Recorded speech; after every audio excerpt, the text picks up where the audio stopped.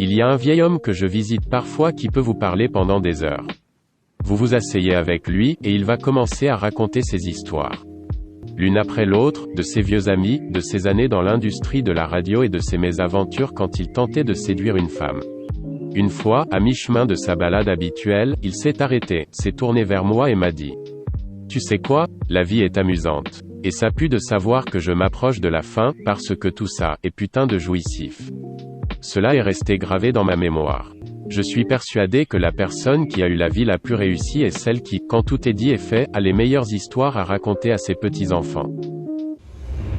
J'ai survécu au cancer. On m'avait donné quelques semaines à vivre et j'ai miraculeusement obtenu une rémission.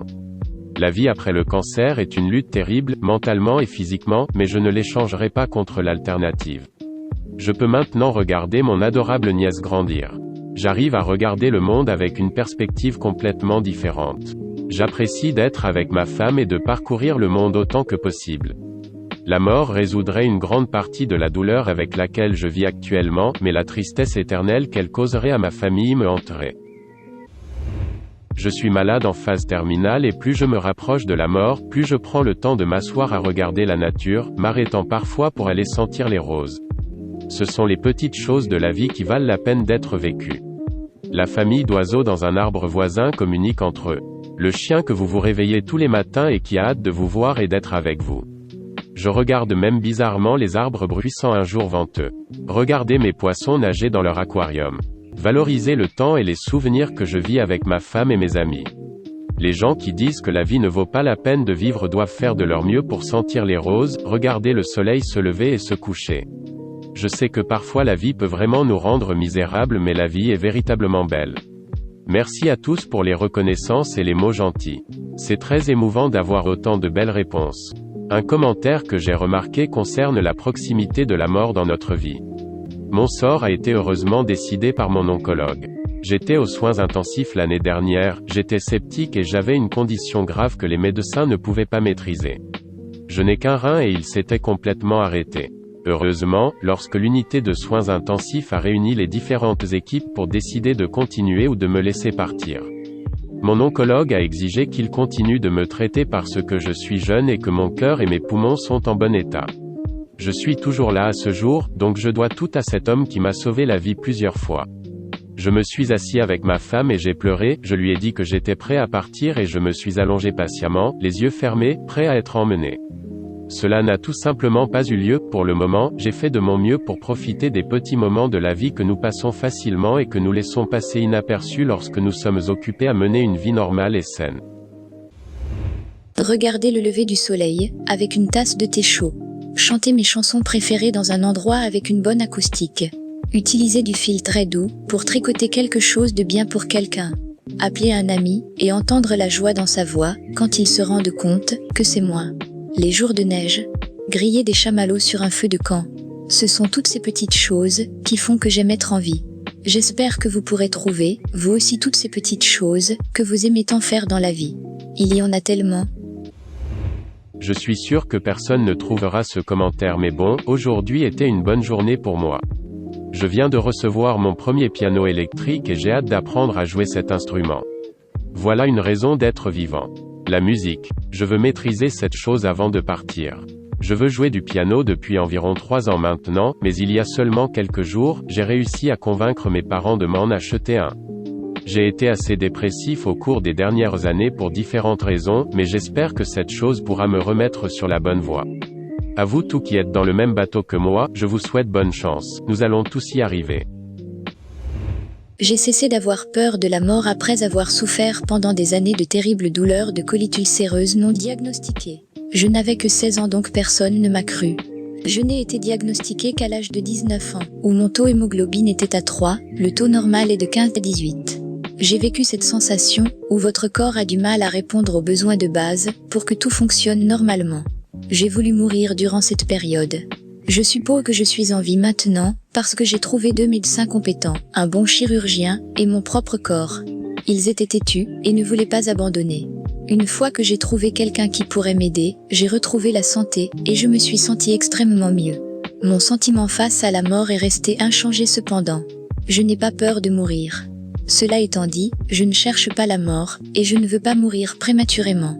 Prier ma mort s'est vraiment produit. Je vivais une douleur insupportable, qui m'a amené à rester parfois des heures en position fœtale à attendre à que ça passe.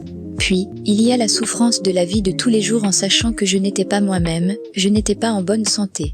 Je ressemblais à un cadavre. C'est comme si quelqu'un vous disait que vous êtes fou, et que rien ne se passe vraiment.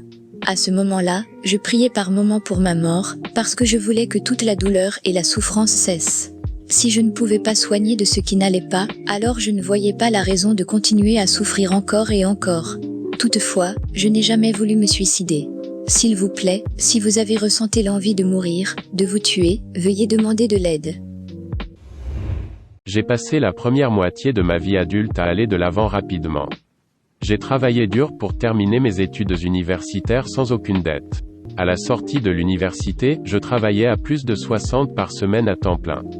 J'ai grandi avec des parents sans argent qui n'ont pas fait d'études et une mère célibataire qui s'est cassé le dos afin que j'aie l'opportunité de réussir. J'ai pris cette chance sur mes épaules et j'ai persévéré. J'ai étudié les affaires et la finance, et maintenant je possède une entreprise. Le truc, c'est qu'en dépit d'être fier de cette époque, je me souviens à peine d'avoir été heureux. Je me souviens d'avoir ri avec des amis de l'université que je jurais à l'époque d'être mes frères. Ou encore d'être dans un état de transe comme quand vous êtes jeune et amoureux, mais pas d'être vraiment heureux. Je sais que je l'étais parfois, mais je ne m'en souviens pas clairement à cause de tout le travail, les voyages et les sensations fortes que j'avais. Quand j'ai eu 24 ans, ma mère, qui était le monolithe de tout ce qui était bien dans mon identité, a eu un cancer du poumon et est décédée dans l'année. Cette période est encore plus floue pour moi. Sans réfléchir, je prenais soin d'elle comme elle l'avait fait dans notre maison. Telle une course folle, tout est allé très vite.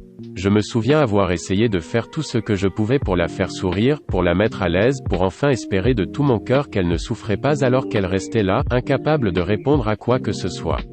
C'est comme si j'avais perdu de vue la lumière du phare au milieu de la tempête. Vers la fin, je me souviens lui avoir dit que je la rendrais fière. Que je ferais quelque chose avec mon éducation et que je me ferais un nom. Elle m'a dit, je serai fière de toi de toute façon. Un jour, je la poussais sur un fauteuil roulant dans ce magasin de crème glacée que nous avions visité d'innombrables fois dans mon enfance. C'était à moins d'un pâté de maison. Elle m'a fait arrêter. J'étais confus. Elle m'a dit qu'elle voulait juste fermer les yeux et sentir le soleil et écouter les rouges-gorges.